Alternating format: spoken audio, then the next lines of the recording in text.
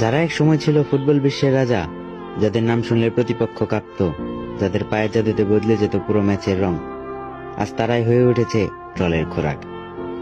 Messi, যে ছেলেটা নিজের কঠোর পরিশ্রম আর নিঃশব্দ লড়াই দিয়ে হয়ে উঠেছিল সবার মাথার মুকুট, আজ তাকে তার চেহারা নিয়ে ট্রল করা হয়।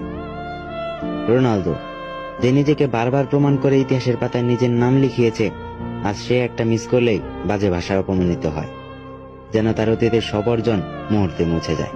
আর বাকি রইল নেইমার, ফুটবল মাঠের সেই মায়াবী শিল্পী, যাকে ইনজুরির ছোবল বারবার ছিঁড়ে ফেলেছে। সে আজ পঙ্গুমার নামের তাচ্ছিল্যের উপাধি নিয়ে বেঁচে আছে। হ্যাঁ ভাই, আমি মেসি, নেইমার, রোনালদোর কথাই বলছি, যাদের খেলা দেখে আমরা স্বপ্ন দেখতাম, চিৎকার করতাম, বুক ঠুকে বলতাম এই তো আমাদের নায়ক। আজ সেই নায়করা আমাদের কণ্ঠে বিদ্রূপ শুনে যায়। তাদের কষ্টটা আসলেই কি এতটাই অমূল্য যে আমাদের ট্রলে নিচে পিষে ফেলতে হবে?